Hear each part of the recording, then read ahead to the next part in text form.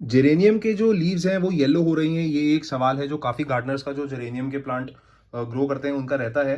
क्योंकि जेरेनियम को ग्रो करना देखिए असल में बताऊं तो काफ़ी ट्रिकी है, क्योंकि इसमें वाटरिंग का शेड्यूल नहीं बन पाता। बहुत मुश्किल है इस प्लांट में वाटरिंग का शेड्यूल बनाना, क्योंकि अगर आपने ज़रा सा ओवर वाटर कर दिया तो ये प्लांट अपनी पत्तियां पीली करनी शुरू कर देता है, और अगर ज़रा सा अंडर वाटर भी किया तो भी ये प्लांट अपनी पत्तियां पीली करनी शुरू कर देता है। तो इस वीडियो में कुछ ऐसी टिप्स मैं आपके साथ शेयर करूंगा जिसमें आपका जो जेरेनियम का प्लांट है वो लीव्स को येलो नहीं करेगा, स्ट्रेस में नहीं आएगा, और एक शेड्यूल तरीके से अगर बना के रखेंगे इसके ग्रोथ का तो काफ़ी अच्छे तरीके से इसके रिजल्ट्स आपको मिलेंगे और ये प्लांट बहुत अच्छी तरीके से फ्लावरिंग करेगा। तो चलिए शुरू करते हैं फ्रेंड्स। मेरा नाम अक्षय और मैं सब लोगों का राइट गार्डनिंग यूट्यूब चैनल में स्वागत करता हूँ। देखिए फ्रेंड्स, इसमें ये जेरेनियम का मेरा पिंक कलर की वैरायटी है। वैसे मेरे पास 3 जेरेनियम्स हैं, एक व्हाइट कलर का, एक रेड कलर का, ये वाला पिंक है। इसमें बर्ड्स देखिए कितनी सारी बन रही हैं। यहाँ पे तकरीबन 3 बर्ड्स हैं और इधर भी 4-5 बर्ड्स बनी हुई हैं, और इसमें फ्लावरिंग हो रही है। कुछ झड़ गए हैं, कुछ पुरानी बर्ड्स हैं इसलिए फ्लावर्स उसके झड़ गए हैं, लेकिन न्यू बर्ड्स भी बन रही हैं। तो ये एक सिग्नल होता है कि आपका जो प्लांट है, प्लांट किसी तरीके के स्ट्रेस में नहीं है। जब उसमें ग्रोथ, नई ग्रोथ प्रमोट हो रही है तो इसका मतलब प्लांट स्ट्रेस में नहीं है, प्लांट अच्छी तरीके से ग्रोथ कर रहा है। हालांकि आप इधर देखेंगे तो थोड़ी सी आपको लीव्स येलो मिलेंगी। ये जेरेनियम के प्लांट में इतनी लीव्स येलो होना एक नेचुरल सिम्टम है, इसमें कोई घबराने वाली बात नहीं है। लेकिन अगर आपका जेरेनियम का प्लांट मान लीजिए एक तरीके से पूरा इस तरफ से येलो होता, या बहुत सारी लीव्स नीचे वाली येलो होती, तो मैं आपको सलाह देता कि सबसे पहले आप अपने प्लांट का पानी रोक दीजिए।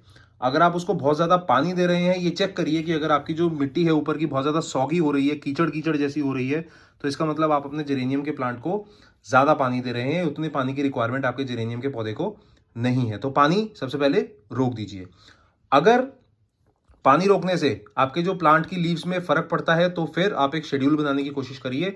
रेगुलरली अपने प्लांट को पानी दीजिए, लेकिन जब उसको रिक्वायरमेंट है पानी की तभी उसको वाटरिंग करिए। रोज पानी देने की जरूरत नहीं है। कई लोग क्या करते हैं, ये फूल वाला पौधा है, धूप में रखा हुआ है, तो इसको डेली पानी की जरूरत होगी, तो इसलिए भर भर के रोज पानी प्लांट को दे देते हैं, जबकि ऐसा नहीं है।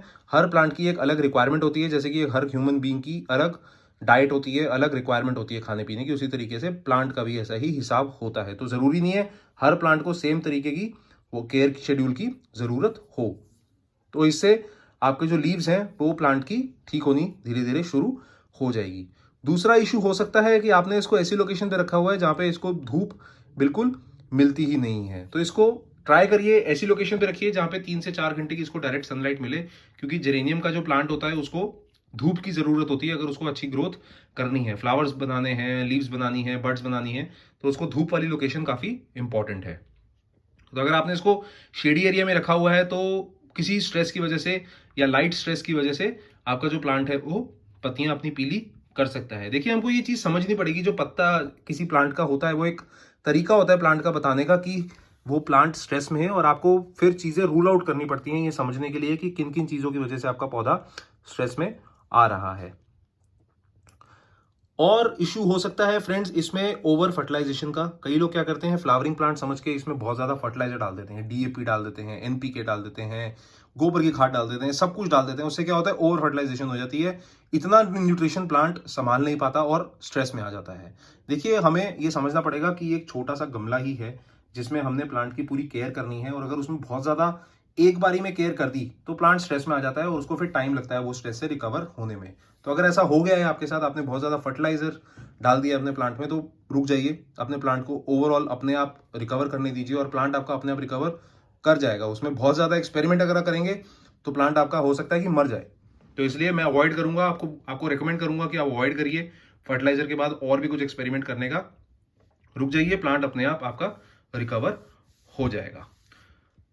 लास्ट चीज मैं आपको बताता हूं कि आपको चेक करना है कि आपके जेरेनियम के प्लांट में किसी तरीके के कीड़े तो नहीं लगे हुए। अगर जेरेनियम के प्लांट में किसी तरीके के कीड़े हैं, जैसे आपने प्लांट का पत्ता ऐसे चेक करना है पीछे, अगर यहाँ पे छोटे छोटे व्हाइट कलर के कीड़े हैं, उनको एफिड्स बोलते हैं, अगर वो लगा हुआ है, या और किसी तरीके का फंगल अटैक हो रखा है, पत्ते काले काले पड़ रहे हैं और येलो येलो हो रहे हैं, या स्पाइडर माइट्स का अटैक हो रहा है कि जाले जाले लगे हुए दिख रहे हैं आपको, अगर ऐसा हो रहा है तो समझ जाइए कि आपको जो जेरेनियम का प्लांट है वो किसी इंसेक्ट के अटैक में है। इंसेक्ट के अटैक से बचने के लिए मैंने आपको इसकी केयर वीडियो में भी बताया था कि आपको नीम ऑयल कॉन्सेंट्रेट का स्प्रे करना पड़ेगा।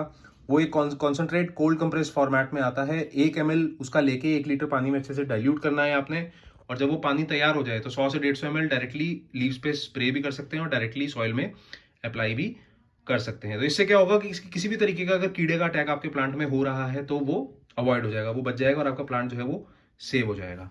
तो ये कुछ चीज़ें हैं जो फ्रेंड्स आपको रूल आउट करनी पड़ेंगी आपने प्लांट की येलो लीव्स की कंडीशन को समझने के लिए।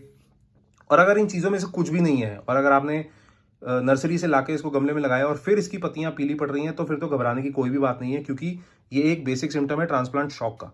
ट्रांसप्लांट शॉक क्या होता है? एक पर्टिकुलर एनवायरनमेंट में आपका प्लांट नर्सरी में रह रहा होता है और जब आप एकदम से उसका माहौल, उसका एनवायरनमेंट बदल देते हैं तो वो एक तरीके के एनवायरमेंटल स्ट्रेस में आ जाता है। इसको ट्रांसप्लांट शॉक कहते हैं, क्योंकि उसकी जगह एकदम रहने की चेंज हो गई है। तो ये प्लांट अपने आप जो वहाँ की कंडीशंस है गार्डन की, उससे आप अपने आप को एडजस्ट कर लेता है और अपने आप रिकवर कर जाता है। इसमें आपको कुछ करने की ज़रूरत नहीं है। लेकिन इससे पहले जो मैंने टिप्स शेयर करी जेरेनियम के प्लांट के बारे में, वो आप देखिए कर उसमें से कोई गलती तो नहीं कर रहे हैं आप अपने प्लांट में, जिसकी वजह से पत्तियां पीली पड़ रही हैं। तो अगर कर रहे हैं तो उसको सुधार लीजिए, और अगर नहीं कर रहे तो बहुत बढ़िया आपका कोई जेरेनियम का प्लांट चलेगा।